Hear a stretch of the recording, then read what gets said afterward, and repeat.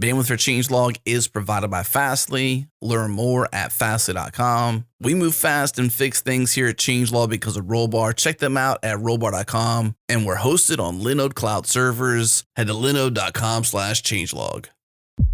This episode is brought to you by Linode, our cloud server of choice. It is so easy to get started with Linode. Servers start at just $5 a month. We host changelog on Linode cloud servers and we love it. We get great 24/7 support, Zeus-like powers with native SSDs, a super fast 40 gigabit per second network, and incredibly fast CPUs for processing. And we trust Linode because they keep it fast, they keep it simple. Check them out at linode.com/changelog.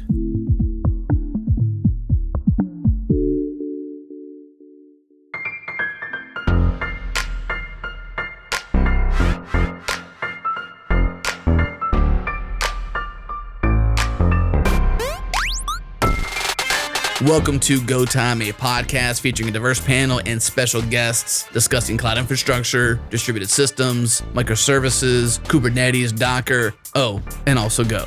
We record live every Tuesday at 3 p.m. Eastern, noon Pacific. Join the community that's live with us in real time during the show in the Go Time FM channel and Go for Slack. Follow us on Twitter, we're at GoTimeFM. Listen live at changelog.com/live or subscribe at changelog.com/GoTime. And now on to the show. Well, hello there everybody, and welcome to Go Time. I'm Matt Ryer. Today we're talking web development with Go. You know, the internet, it's massive now. It's really taken off. It really is doing well. And lots of the stuff that's on that internet was made with, you guessed it, web development. So it's a big subject, and joining me to discuss it today, we're welcoming back the one and only, it's Mark Bates. Hello, Mark. Hello, Matthew. It's been a while. So the second voice you've heard there is also one of our panelists. It's only Johnny Boursiquot. Hello, Johnny. Hello there. Do you have any insults for me? Top of the show? Just get them out of the way. No. I think I'm gonna hang on to them. Unleash them when you least expect them, kind of thing. I think it has a better impact that way. Yeah, good. It probably does. And we're also joined again by it's only Aaron Schlesinger. Hello, Aaron. Hello. Well done on the name, by the way. Thank you. Yeah, it was no effort, not much effort. It took me weeks. Oh, of course. I continue to be impressed.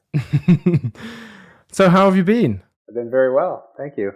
Good, Johnny. I didn't ask you. How are you settling in? You starting your new role? How's it going? Yeah, I don't know. When do I stop calling it new? It's been like a month now, I think. But yeah, it's coming together. A lot to learn, as you can imagine. It's a pretty large tech stack. So yeah, right now I'm just a student.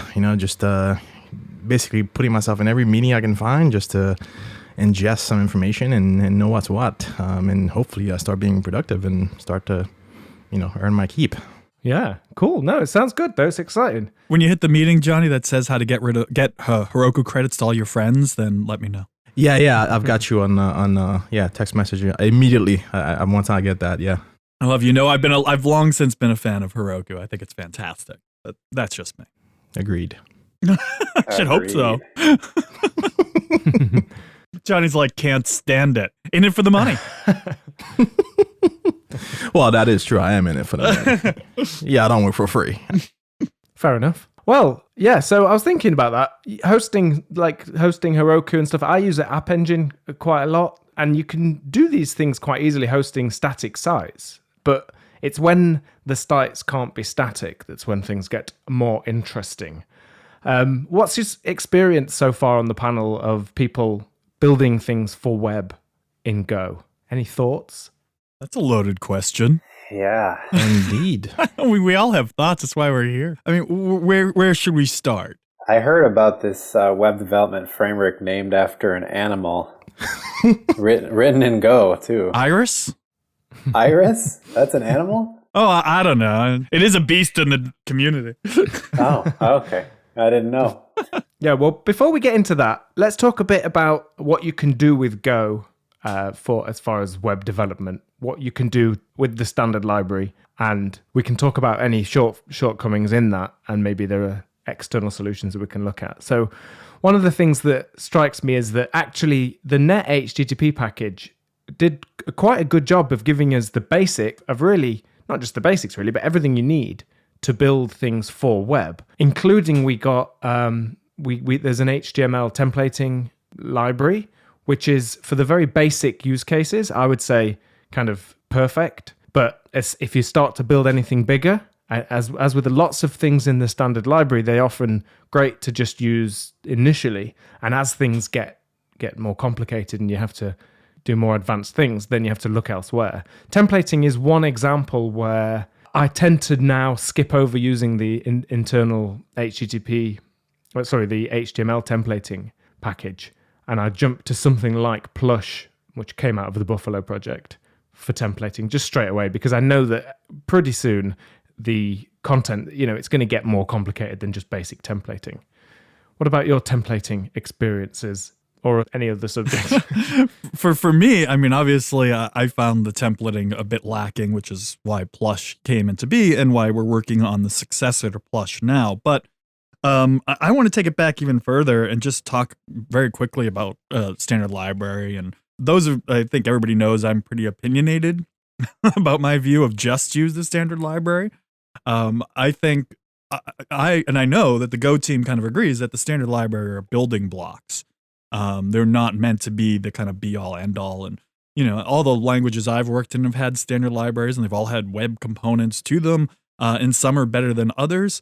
What I can tell you is that we didn't use the standard library straight up in Java most of the time. We didn't use the standard library in Ruby most of the time when I was doing those, and vice versa. I think the Go standard library, first of all, provides a solid web server, unlike any other standard library I've ever used.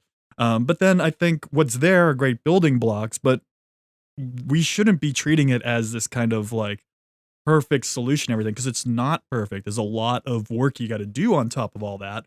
And the standard library doesn't even have everything you necessarily need to truly build complex web apps. You've got to assemble all those pieces together. And the first step of that, I think most people see, is the serve mux, right? It's always use the standard library, and then there's an asterisk of, but use Gorilla Mux too.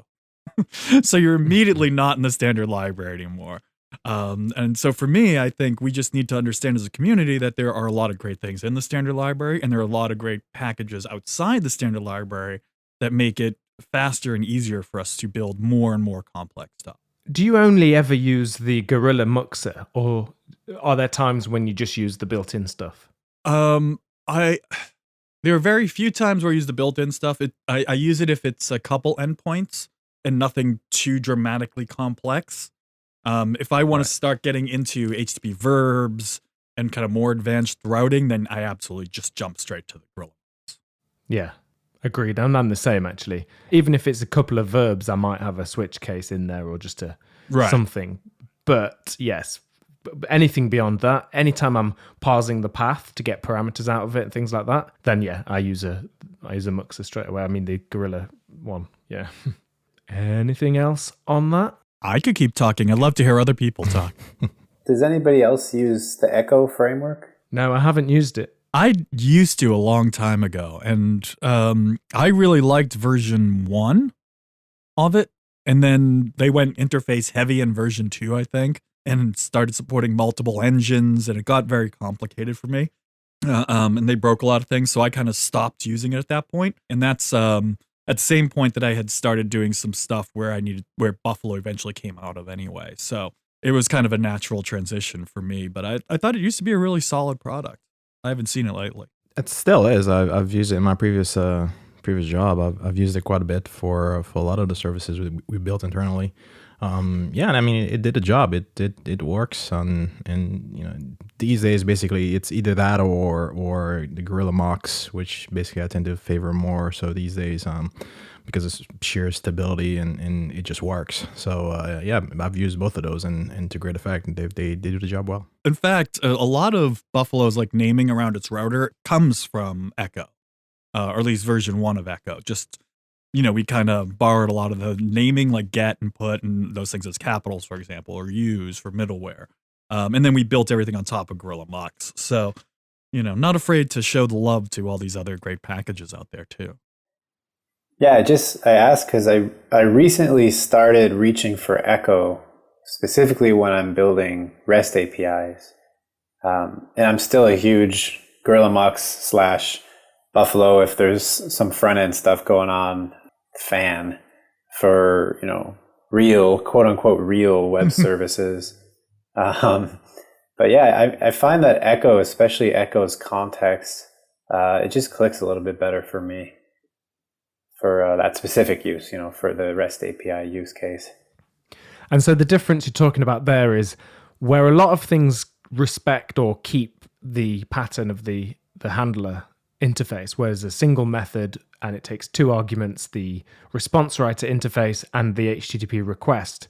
And a lot of the different tooling sticks to that pattern so that it's more familiar and useful elsewhere. But what Echo does is it changes that, and instead you just get a single echo.context into the function. And then presumably you can access a lot of helpers and things on that context. Same in Buffalo as well, yeah. Yeah, and one thing I really love about both of those contexts is they still let you drop down into the request, the raw, quote unquote, raw HTTP response writer and HTTP request. So you can plug in other libraries that use the standard library types. But then it's just cool to see all this more feature-rich stuff that's kind of hanging off the side of those context types as well. So I assume that's things like encoding and decoding with JSON and things like that, logging, that kind of thing? Yeah, path parameters, query parameters, like the stuff you said too, yeah. Yeah, all that usually falls off the context. It's interesting. I think, when things like Echo were doing that context pattern a long time ago when they first kind of came out, they got a lot of grief because they weren't following the kind of response writer request handler pattern. But now that Go is all about the context, I don't feel as though it's an odd pattern anymore. I suppose you could do context and then response request, but I think at that point you're splitting hairs. As long as you have access to the original request and response, like Aaron said, I think that's kind of the nice balance of both worlds there. They also both respect the context interface as well from the actual standard library, right? So you can cancel with that context too. I don't know what it is in Echo. I know in Buffalo we take the request context, the incoming requests context, and use that as the basis for the Buffalo context that you get. Right. So you get the cancellation and everything right from that. Yeah, that's so cool. Yeah. And I think, Mark, something you said kind of reminded me of, when people say just use the standard library, or I should probably say when people used to say that. The reason is, maybe it's just my bias, but when I first heard about Buffalo, it was a recording of one of your talks, Mark. It might have been Gotham Go. And your overarching point was like, hey, so far all I've seen is when I want to write a web app, I just use a standard library, but no more. This is Buffalo. This is why we built it, etc. And ever since I started using Buffalo, I kind of really haven't heard that so much. And I think the reason might be, self-selection, of course, but I think there's also a sort of a part of this is that Buffalo has changed the conversation from what is an HTTP server to what is an HTTP stack in Go. Oh, interesting. Yeah, I hadn't really thought that deep about it, to be honest. I just know that I can build websites a lot faster than I used to be able to. For me, it was always it wasn't always, because it originally stemmed from a real project where we needed a lot of that. But for me, it's just about that rapid web development, right? And I had that for so long in Rails that it was like jumping into molasses to just use the standard library. And I'm somebody, as a consultant or whatever, I build a lot of apps quick. Like I need to build a lot of apps and I need to build them a lot very quickly. And just sitting there and repeatedly doing all the manual stuff you need to do with the standard library was just got too much for me. And that's kind of where the whole thing fell out. But it's interesting to think that it's changed the conversation in that respect. So the one of the things that I'm recalling from the early days was that basically folks who are coming from those frameworks, right? Django from the Python world and Rails from the Ruby world. They were coming into Go, and then basically there was this sort of a elitist sort of a feeling that, well, you don't use frameworks. You just use a standard library and just deal with the things at the much lower level. They're like basically to use these helpers was sort of frowned upon for some reason. I'm not sure if it was sort of this early adopter sort of mindset that basically said, well, you kind of have to work at the low level kind of thing. I'm not sure where that came from. I think I know where it came from, but go on. Curious.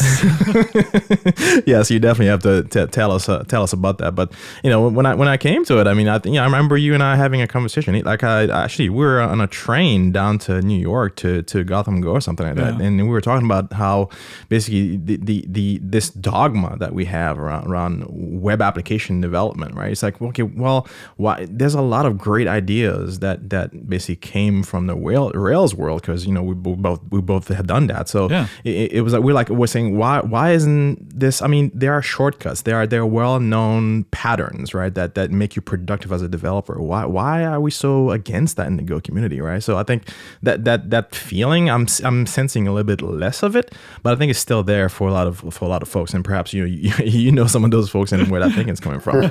Well, so for me, I think I understand where it came from a lot, and I get it, and I can understand why it's changing now, thankfully. And I think, when we first jumped into Go, you and I, we fairly early-ish adopters, certainly before the first Go for Con. So it's been a while now. First of all, actually, let me jump back even further and just say that, I mean, Rails fundamentally changed the way web development works, period. I feel very confident in saying that. Anybody who did web development prior to 2005 knows what I'm talking about. It changed the playing field entirely on how we build web applications and how we look at them and view them. And I think in a very positive way. But I think what happened was, and I know myself, I hit this too in the Rails world, and others hit it in other worlds, and it's an inevitable kind of thing, and people are going to hit it in Go too, and they're going to hit it with Buffalo, and that's fine. Is you hit that point where you're working against the framework now, your application's grown too big, what have you, or the things you want to do don't necessarily fit in, right? And we've all been there in our previous life, well, most of us have anyway, in our previous lives with that. And I think when those early adopters came over to Go, especially from like the Ruby world, and Johnny, you certainly know a lot of the players I'm talking about here, I think there was a general mentality of, oh, frameworks are bad, and I fought with Rails for the last 5 years, and I don't want to do that in Go. And I think that's where the original concerns came from. But now I think Go has kind of grown so much that those who had kind of lived through the early days of Rails and some of the bad experiences that left bad taste in our mouths are kind of now a bit more in the minority. And what you're getting instead is kind of a larger populace that's used to Express.js and Django and Rails, and they're okay with those. And they prefer the wins of the rapid development against the cons of having those dependencies and the larger tech stack thing. Anyway, that's just my ramblings. I think you're onto something. Yeah, you might be. I always tell folks, like, look, if you're going to come into the Go community, or if you're going to come into the Go language specifically, you kind of have to leave some of the baggage out the door kind of thing, right? Like learn to love the language for what it is, right? And then, like, if you have ideas, like, be basically, have basically positive and constructive criticism, not just, oh, it doesn't look like the stuff I'm used to. But in the case of web development, I think that in that scenario, I think it's okay to bring in the good ideas that we've already sort of ironed out right outside of the Go community, right? So the Rails, again, to echo Mark's sentiments, it has gotten a lot of things right. Right, so why reinvent some of those wheels? We can just emulate the patterns, which is why I'm like, when you say, okay, go Buffalo is or Buffalo I should say is the basically it's Buffalo. It's just Buffalo. It's not Golang, it's just Go. It's not Golang, it's Go. It's not Go Buffalo, it's Buffalo. Exactly. What is it on GitHub? Exactly. Mark? Right. So yeah. Oh, shut up. I was going to say the same thing. No, but as it, we're uniform. We got Go Buffalo IO and Go Buffalo _IO on Twitter and the Go Buffalo Oregon. Oh, yeah, Go Buffalo on GitHub and whatever. All right. That's enough name dropping. the same name as well. Wasted. It is. Yeah. Well, I want to drive that home. Sorry, Johnny, what were you saying? Sorry, it's Johnny. No, it's fine. It's all good. Yeah. So like when you say that Buffalo is basically the rails, right, of Go, like I'm some people might wince at that, but I'm like, oh yeah, like why not, right? Like because doing web development in Rails is super easy, right? Like once you get comfortable, if you're already familiar with Rails development, then coming into Go and saying like, ooh, there's something that works kind of like the same way, right? You get a faster, more performant server, but it kind of the same idiom, same things that you're used to. That's going to make you a lot more productive a lot sooner, right? If you're a Go adopter coming from those communities. So I think it's a good thing. Yeah, and we've been seeing a lot of that in the Slack channel and just on on the issues and stuff like that. It's we're seeing it as a great kind of way people are coming into Go as and hopefully staying for the Go. Back in the early days of Ruby and Rails, well, early days of Rails, because Ruby had been around for like 10 years prior to that. It was, you come for the Rails and you stay for the Ruby. And that was true. Ruby is a very powerful, expressive language. At certain applications, it's amazing. And I'm kind of hoping that, and we're seeing anecdotal evidence that Buffalo is helping with that same kind of thing. People are coming into Go, they're seeing Buffalo, and they're seeing that kind of Rails-like framework they're used to, and they're saying, "Great, let me try to attack a problem I already know." Put together a little weekend website for myself using this tool, and then they see the great power you get with Go, right? And all the wonderful tooling and concurrency and all that wonderful stuff you get right out of the box with Go. And we're seeing a lot of people coming in to the language from that angle. That's obviously very rewarding for us. I kind of see the development of web development, the evolution of web development in Go a little bit differently than what was kind of said. So I agree definitely that, what was that? I said, ooh, interesting. Oh, yeah. So this is my hot take.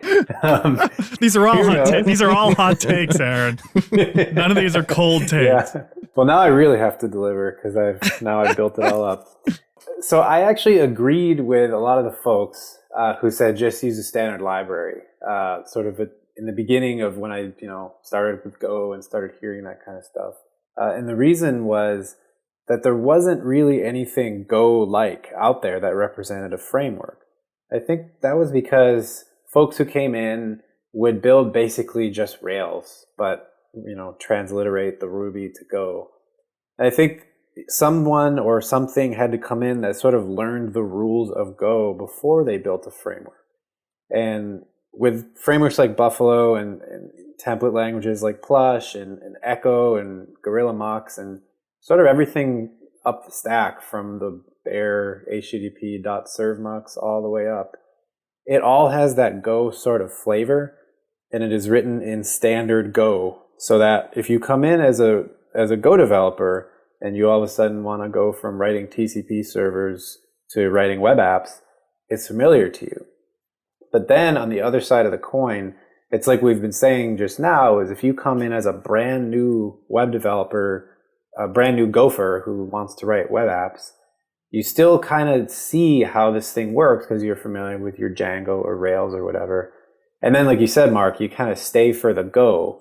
So there's these two on-ramps now, and I don't think either of those on-ramps would have been possible if there was someone who came in and just transliterated Ruby on Rails to Go. Instead, I think it really had to be, you learn the rules of Go, and then you build a framework that fits Go first, and then fits the use case of building a web app and doing templating and everything else under the sun that we have. I think you're 100% right? I think if you try to go into a language and just copy over the things that you're used to, it doesn't quite work. And that's one of the things I always say when I'm teaching classes is you need to just kind of let go of the old ways of doing things from your previous language and learn the Go ones. But with that said, I mean, Buffalo's been going on now for, almost 3 years, 2.5 years. And, again, it was extracted from a project I was working on before that. So there's still a lot of stuff in there that I look at and I say, oh, wow, that's not very idiomatic. Or, that could definitely be more Go-ish. Simply because, you learn over time, right? And you're growing. And of course, we get a lot of great contributors, first-time contributors to the project, but they're also first-time to Go, and there's, a learning curve, like you said, Aaron, right? To kind of understand these idioms and patterns. So there's definitely, I think, a long way to go with tools like Buffalo and Echo and a lot of them, right? I mean, we're all still learning as a community. Like I said, context kind of came out of nowhere a while ago, right? 1.7, and that was a fundamental kind of shift in the way we think about all of our Go applications. Right. So, and now modules are kind of there. And obviously, Aaron, you know about modules, and everybody who follows me on Twitter knows how I feel about modules. And, and there's like, we're trying to learn all over again that new world. Right. So I think things like Buffalo and Echo and I mean, all of the Go tooling out there, not just web frameworks, we still got a long way to go. And it's always going to be a game of kind of making sure we're on top of the correct idioms of the day in some respects, right? Yeah, and also sort of like it or not, I think Buffalo is Go to some folks who come in and write web apps. So Buffalo, no pressure, but you're kind of representing the best features of Go to folks who come in Yikes. and want to write web apps. Yeah. The best feature of Go is it's not Node. I think that's anybody who writes a Buffalo app very quickly. Hot take. Ooh, Very quickly realizes that Node is hands down the downfall of Buffalo. Wow. Oh, wow. Sorry, Johnny. I talked over you, Johnny. My bad. No. That was a pretty hot one. Honestly, so many of the problems we have are just because of Node. And it's just, but it is like the way you do front end development these days. And so we do hit it. I'm not making fun of Node. I'm just saying that it's the way front end web development is done these days, and it's not the most stable. So one thing I do want to mention though is that we've been talking a lot about Buffalo and we mentioned Echo a few times, but just to give a shout out to the other frameworks out there because they do contribute right to the sort of the notion that Go is a great language for doing web development. So basically, there was Gin a while back. I remember using that for a little bit. Martini. I'm not sure which came first, but I think they were like I think Martini came first. Yeah, totally fine. Yeah, Gin and Martini. Remember using those. Mm-hmm. Those were early frameworks that folks had started adopting. I use them in production projects. I'm sure I have a production service here and there from a couple companies ago still running those frameworks. So learned a lot from those things. There's a Bigo as well. I've heard some good things about. There's Iris. There's Revel. We do there's Can we back up to Iris like in all seriousness because I joked about it earlier, but I really don't think it should be included in that list of respectable web frameworks. If you don't know the story behind Iris, I highly recommend everybody goes out and Google it. This is a very not. This guy is not a good actor in the community. In fact, he often steals code, rewrites Git histories, all sorts of stuff. I think all the other ones you mentioned are great, but I really don't think Iris actually deserves to be discussed as a serious contender because of the actions of its maintainer. But that's just me. Okay. No, yeah. I mean, hey, everybody definitely, if you definitely want to look into that and understand why Mark and other folks in the community feel that way, it's definitely do that. So I think this touches on a good point as well that the Go community is, when we talk about the Go community, it's not just a source code, right? You kind of have to be a decent human being as well, right? So if you're not a good human or mistreating others or doing some of the things that Mark just mentioned, if you're a bad actor within a Go community, it doesn't matter how great your tech is, you have to be a good citizen within the ecosystem in order to thrive in it. Yeah. Absolutely. So moving on past that, Johnny, you brought up, Martini and stuff, and I don't think we can talk about web development without talking about Code Gangsta for just a quick minute. Jeremy Signs. So for those of you who aren't familiar with him, I don't know, Aaron and Matt, do you know who he is? No, I don't think I've met him. Okay, yeah, so he hasn't been active in the Go community for a long time now. But I remember at the second GopherCon, him and I taught a web development course. And he did a lot of great work. He wrote Martini, which was, I would argue, kind of the first, I don't know, it was like a Sinatra-esque framework. It was certainly not idiomatic. And matter of fact, Jeremy later went on record and said, this was a bad idea. Do not use this. If anybody follows his blog. He also wrote Negroni, which was the middleware software. He wrote a tool called Gin, which was kind of it would watch your files and rebuild your binary. Not to be confused with Gingonic or Gintonic, whatever the framework is. They're two different things. But he was such a huge influence in the early days of web for Go. And his presence is always missed. He was a really fun guy. He had a baby and then dropped out of the community, and it's a shame. And Gin, just that tool, Gin, the not Gingonic, like you said, the one that does the file watch and reload. In my mind, that kind of began the change of web development in Go, because it started to look a little bit more like Rails, the whole asset pipeline in Rails. From what I remember, that was before Buffalo, right? Oh, yeah. Oh, absolutely. I used to use Gin in the old days. Matter of fact, if you look at all of the .git ignore files and every one of my repos, they all contain an ignore line for the binary that Gin used to generate. Oh, nice. Nice. Yeah, I think it's cool that every one of these things that you mentioned, Johnny, it had some part to play. And like you said, not necessarily in the software, but in the community, or in the ways that people think about how these pieces fit together, or in the way just people think about writing software in Go. Every one of those kind of just made one step or a couple steps towards, better web development experiences with Go. I just think it's really cool to watch that evolution, because, it is the people. It's not just how many lines of code or who runs your code in production. It's also what were you influenced by. So one of the things that we do in the Buffalo project, we wrote a little tool that does it, and you'll see it again in all the repos, is a shoulders.md file. What that literally does is it's a tool that goes through and finds all of the dependencies in your application, generates a markdown file with links to the Go doc for all of them. Because we are proud to showcase these packages, we can't build Buffalo by hand for every piece of it. And so it's always not, but you also have to recognize those people. You can't just use it and not give back to them. We just used your shoulders tool, Mark, in Athens, and I was astounded to see how long that list was of all of the, the big, bold giants.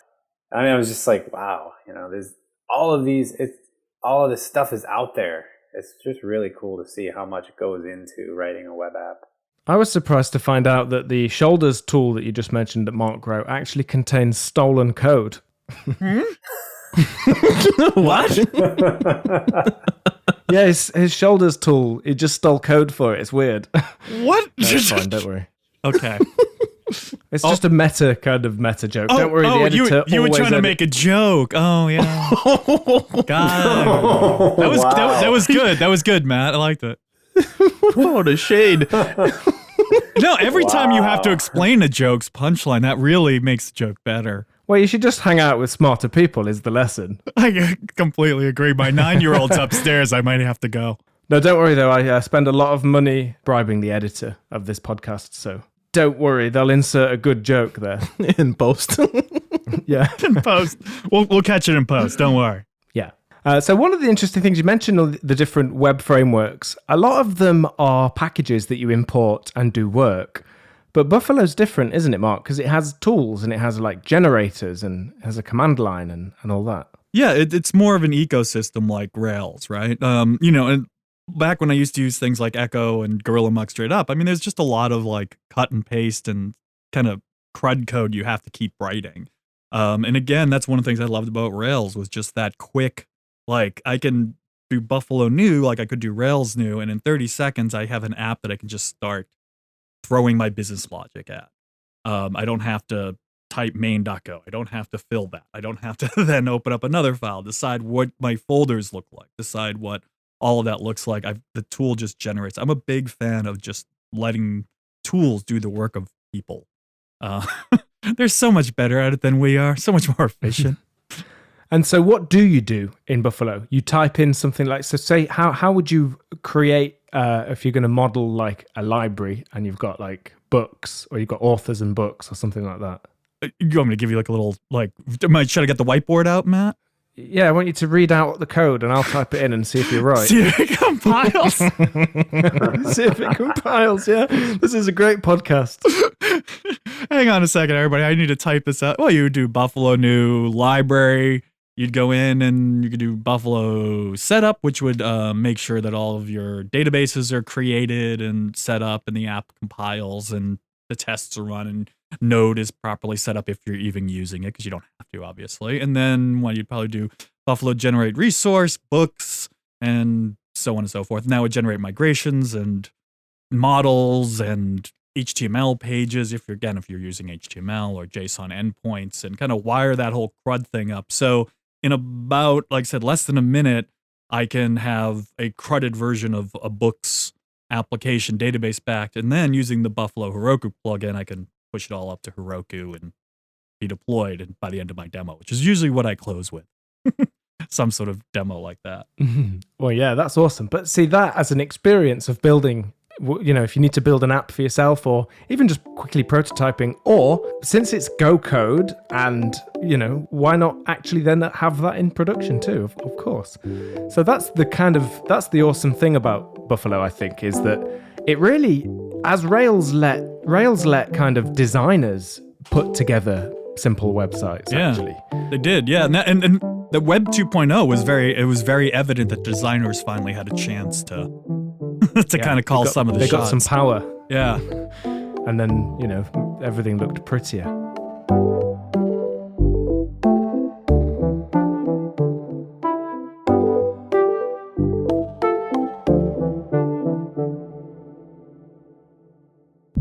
This episode is brought to you by Rollbar. Move fast and fix things. Resolve errors in minutes and deploy with confidence. Head to rollbar.com/changelog. Request a demo. Get started today.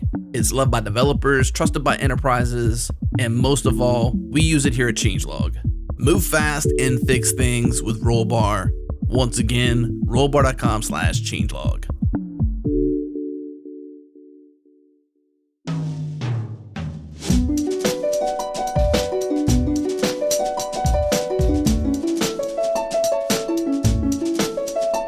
Can we pause and can we talk about the database stuff in Buffalo and how just freaking cool it is? Sure, it is. As long as I can give a shout out to Stan, who manages the Pop project. He does such an amazing job. He's French awesome dude. He's so cool. So kudos, Stan, for a job well done. What's his Twitter name, Mark? If I can pronounce it. I'll spell it.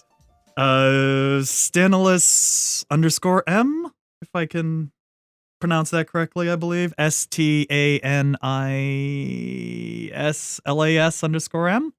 Yeah, you've probably lost in followers. Yeah. With that. Somehow. Sorry, Stan, if I got it wrong. Again, we'll catch it in editing. Yeah. No, we would never fix anything. We never fix anything in post. That's an important lesson for coding as well. Yeah, you're not going to come back later and fix it. Get it right now, please. It's so true. You roll forward. Yeah. It's so true. So how wonderful is this thing that Aaron keeps talking about? Well, I wanted to mention it because of the migration stuff. And that was the first library that I had seen in Go that would take care of your database migrations for you. And I mean, up until that time, it was such a headache. I was handwriting SQL files and then executing them manually against my production databases. And what a headache that was. And now, here comes along this Rails-like thing that was very Go native feeling. And all of a sudden now I can go ahead and take care of all my migrations and check them in and have them basically version, so I can roll back and roll forward. And it just made the whole process way less context switching and way less conceptual overload. Just kind of fit more into my workflow. I really love that. Please tell me about it. I missed that at first. I remember asking Matt Eminetti when I first started doing stuff, like, how do you deal with migrations? He's like, I just use Active Record. And I was like, oh, that feels so dirty to have like a great Go site and then you're using Active Record for your migrations. No, there are tons of other, there's like Goose and Migrate and a few other tools out there that preceded Pop and Fizz.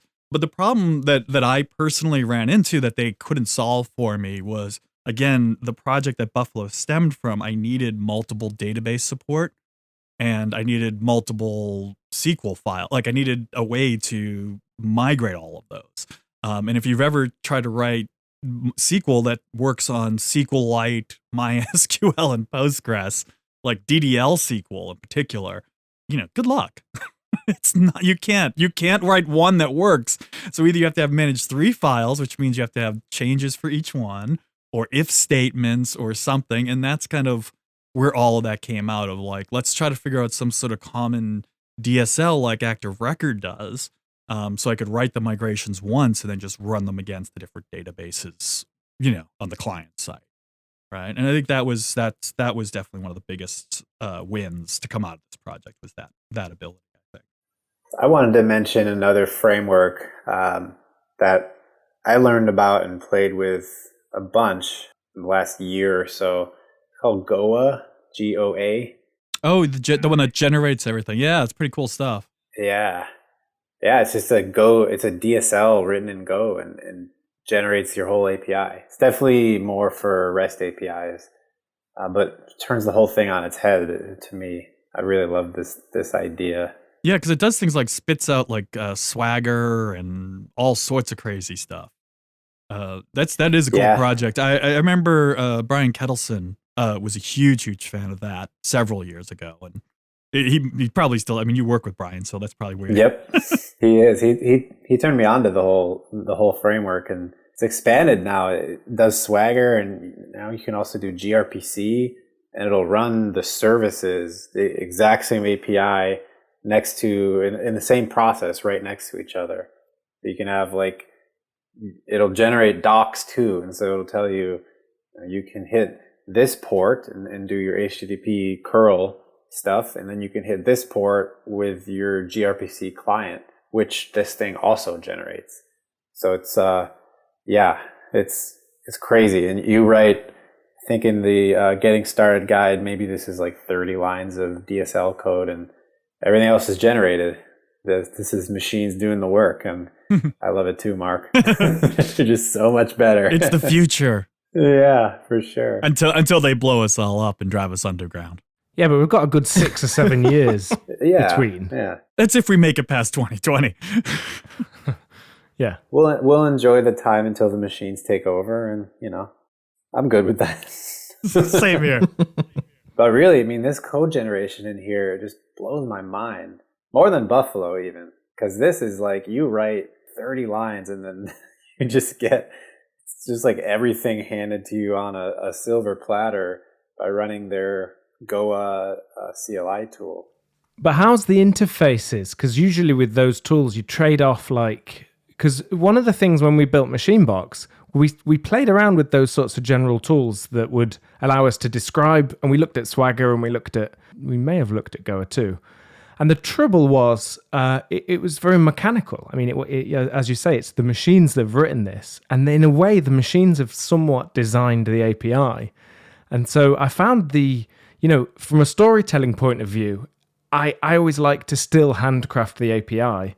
But I don't know, how do you find what gets generated? The code that's generated for the server, the HTTP REST API code for the server looks pretty good. I would say, I would make a couple tweaks here and there for sort of the average API, but it looks decent. Passable, I would say. But then if you go over to the gRPC side, it's a mess. In my opinion, it's a mess. And I think it's more because of the gRPC server package than Goa itself. So it's kind of trying to dance around the oddities of the gRPC package that gets imported. But it's like you said, you're locked into the decisions that Goa made for how they're going to design their server, and in essence, the code that you have to fill in on the server side. But I'll take that over hand writing stuff pretty much. If that's what you want, if it fits, then there's nothing better. Absolutely. It's just for the times when it doesn't quite fit, or If you want to do just a small tweak, then you get stuck, and that's where the pain comes. But it is, like you say, it's a trade-off, and it depends what you care about. You're right about that gRPC stuff. It is very weird what gets generated. It's cool, but it's not very readable. It's not very user-friendly, in my opinion. But that's kind of the attitude, I think, with when you generate code is the attitude is that a human's not going to look at this. It's going to get generated just before we then compile, so it doesn't matter. But remember, we do all go through projects, read code. We like to sit and read it and see what it's doing. So I think a goal for generated code should be that it, especially in Go, it's readable. It looks good. It's going to probably be Go formatted anyway, Go fumpted, I suppose. Yeah, but make it readable too, if you can, because sometimes you can easily do it. It's just something you have to bear in mind. It's hard to do code generation well, I think, because again, I mean, everybody's a critic. Like Matt said, we all love to read our code, don't we? Like, I will often just look at code on my phone and just be like, "Ooh, that's pretty." I'm lazy. I know I'm a weirdo, but I actually do sit there and look at code sometimes. Like, wow, that's and I'm sure others do too. But the code generation part's hard. It's hard on a lot of levels. One, because you're typically never actually writing like the pure language itself. You know, like when you're with Goa or Buffalo, for example, like we're not actually working in Go when we write the templates that generate a brand new Buffalo app, or when Goa writes their templates to generate their gRPC, for example.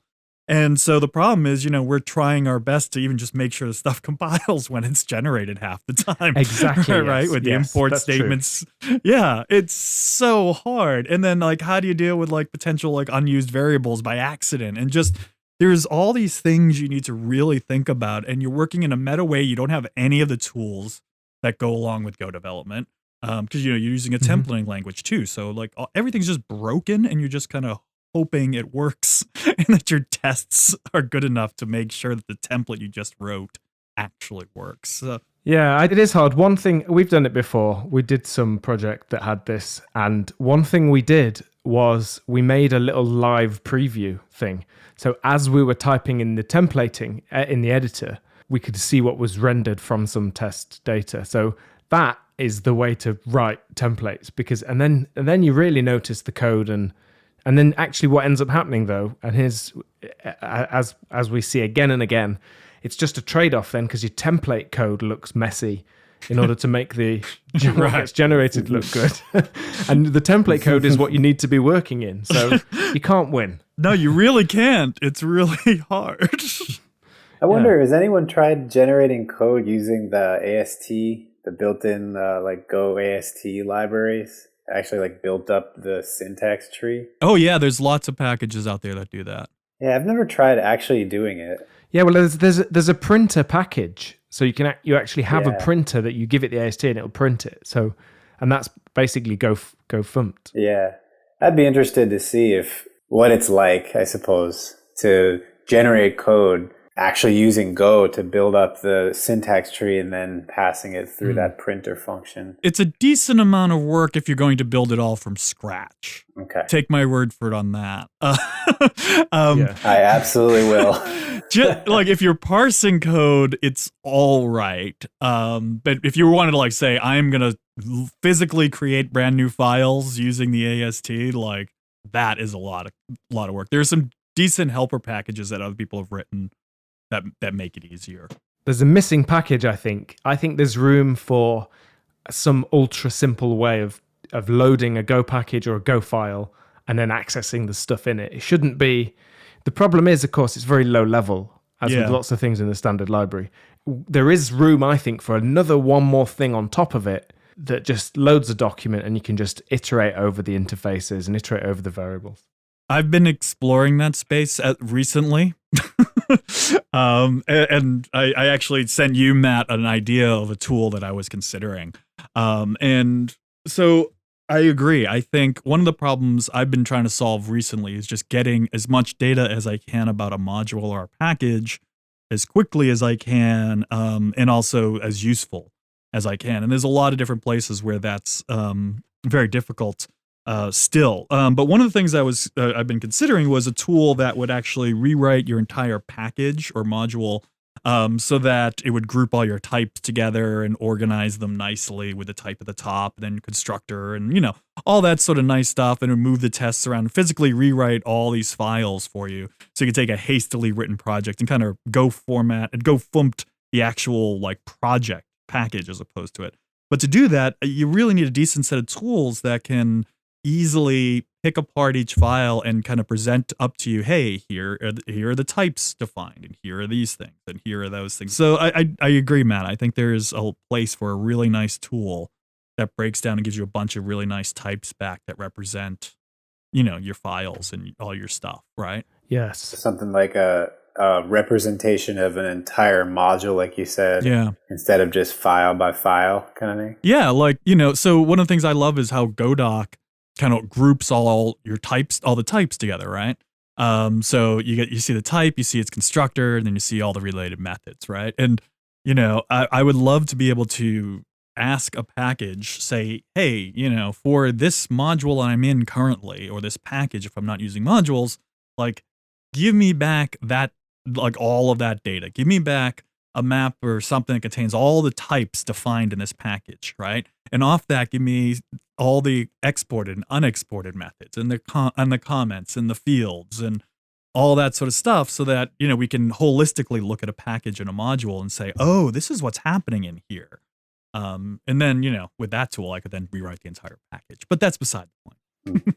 Yeah, that's very interesting. That sounds like a good exploratory, like if you've just happened upon a package and you want to sort of quickly explore the different types and different things that it can do. That sounds like almost kind of like you're navigating sort of in a faceted way, like all the different things that you can get, you can make use of out of a package. Sounds like an interesting concept. Yeah, I mean, so a lot of the secret sauce behind the Go Buffalo packages, right, is that we're doing all sorts of stuff about just inspecting the environment and inspecting the folder and inspecting your app and like trying to guess all this information. So for us, I can tell you that if we had one package where we could just say, hey, to give us everything, wow, that would make the stuff we could do with Buffalo so much more powerful.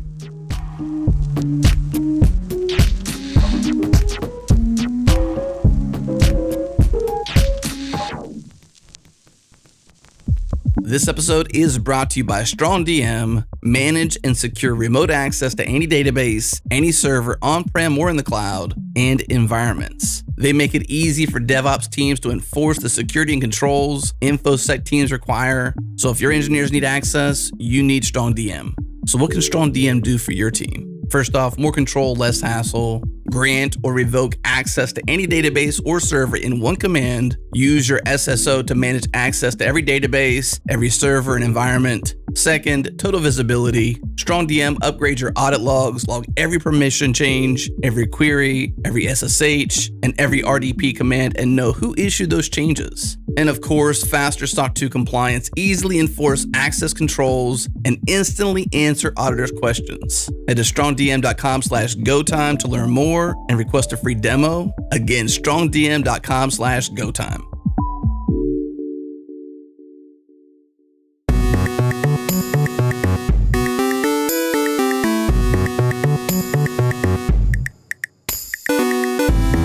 So back to web. What about Wasm? Excuse me? Is that how you pronounce it? What about Wasm? You kiss your mother with that mouth. So, yeah, the WebAssembly stuff's quite interesting, isn't it? And I've seen a few talks at different conferences on WebAssembly and Go, and some interesting one about using TinyGo with WebAssembly, because one of the things is WebAssembly, that like the binaries that get created, or the assemblies, are massive. And if you use TinyGo, it's much smaller. What do you think about that? And do you see a future in us being able to build and write client-side code in native Go like that? I think TinyGo is amazing, but I actually kind of think it's orthogonal right now to WebAssembly. It's a great tool to get you towards, writing your binary and getting it shipped down to the browser. But I don't think we have a good idea of how Go should actually work with your page, with your HTML and your JavaScript and so on. I kind of almost think we need a framework-ish thing. I've got my hands full, Aaron. Maybe more like something like a Gorilla Mux. Yeah, so something like maybe a Gorilla Mux type of thing where it's not prescribing everything you have to do to get your app running, but it has a sort of guide rails for here's where you should be writing Go to get something done, and here's how you should be interfacing your Go over to the JavaScript and HTML and everything in the front end land.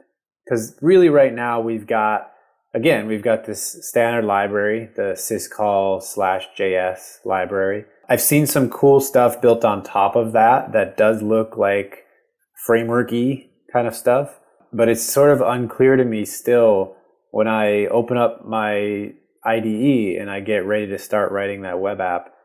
It's kind of like I don't really know what to do besides start playing around with syscall.js because nothing is sort of jumps out at me yet.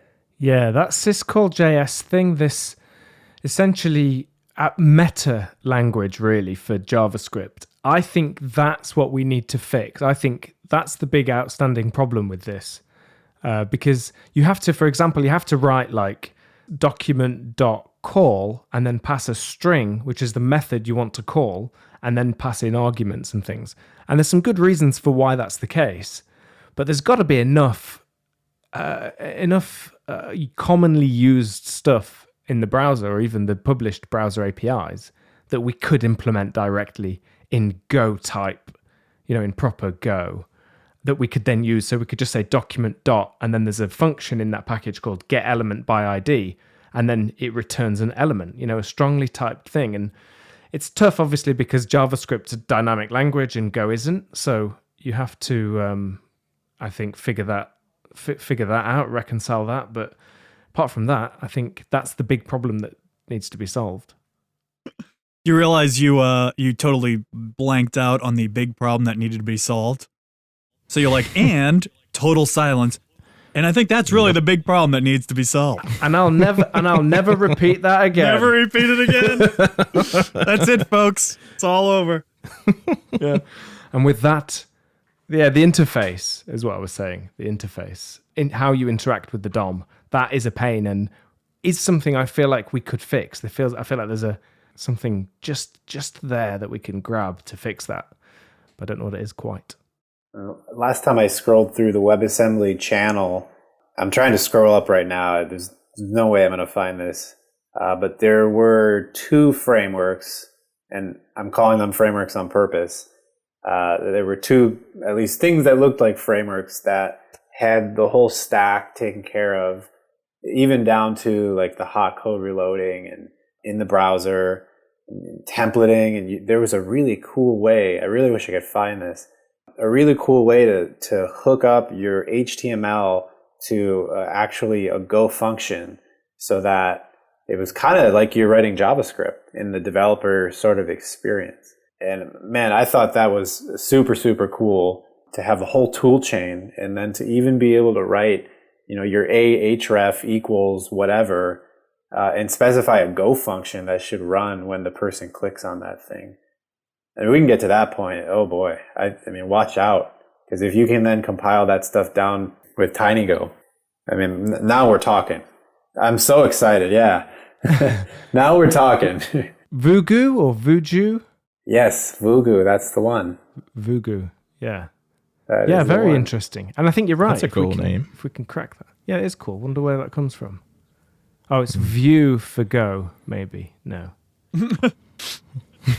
I do some archaeology and failing. I think Aaron though was pretty much correct though. I think we're in the early days of Wasm. Let's just put it bluntly, right? I think it's still very, very early. There's a long way to go, both from the Wasm side generally. I think there's a long way to go to understand what we should be using it, and how we should be using it, how browsers should be using it, and all that good jazz. It's still a relatively new technology. And then the same thing with Go. I think Go still needs to figure out how better to work with it. So right now, Mark says It's a wait, not a buy. Okay. Is there like a trailer we can do for this episode? Yeah, we will. Put that in there. A new segment. Mark, Buffalo isn't a V1 yet, is it? No. So why is that? A bunch of reasons. One, we were obviously waiting. Google App Engine support was always a big thing for us. We wanted to make sure that we could support that because it's a big platform. Now, obviously, that has changed. They've opened up a lot, so obviously we can do that. But also, we're still growing and we're still trying to figure this thing out, right? We're not at 1.0 yet. And I know we're not at 1.0 yet because there's still a lot to do and there's still a lot of work. And I know that changes will have to be made because of that. And some of them will be big breaking changes and some of them will be smaller, minor changes. And that's okay. And hopefully everybody will stick with us. But when we get to 1.0, I want that to be solid. I don't want to race there. I talked to Steve Francia a while back about Hugo.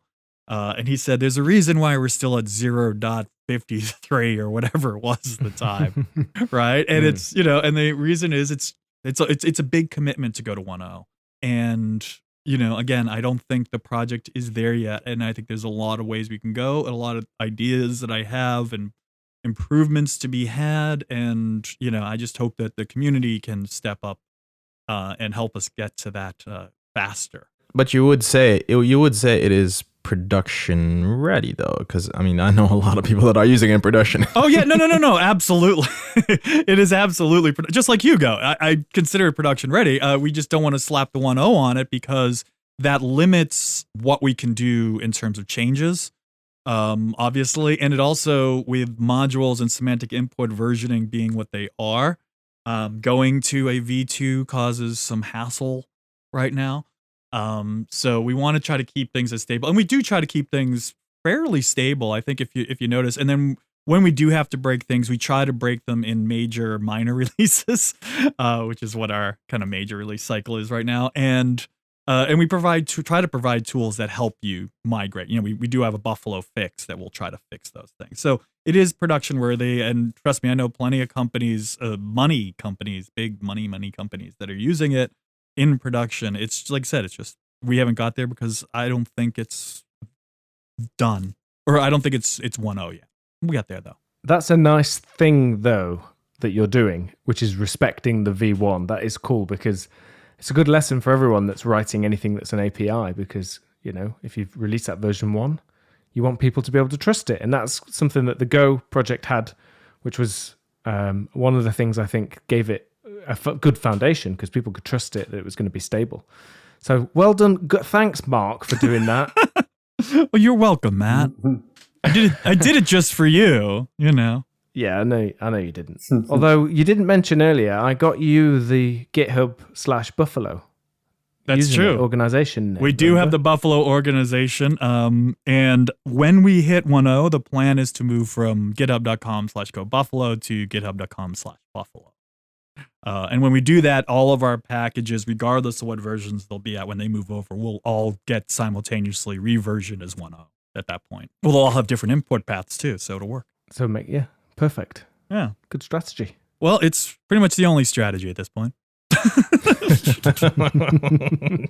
That's why it's a good one. Right? Yeah, I try. Johnny, I could do with you in real life just standing behind me, just saying, wait, don't say that. Whoa, you're saying that to Mark? Stop, don't say that to Mark. Yeah. Okay, well, that, I believe, is all we have time for today, but we had a lovely conversation about web development in Go. It's definitely possible. It's a choice that you can make. There's some things it's going to do brilliantly, and there's some areas where you'll have to reach out and find some other tools. It's not all about the standard library. Thanks very much to my guests, Johnny Boursiquot, Mark Bates, and Aaron Schlesinger, whose name I've been practicing a lot. Thank you very much. We'll see you next time.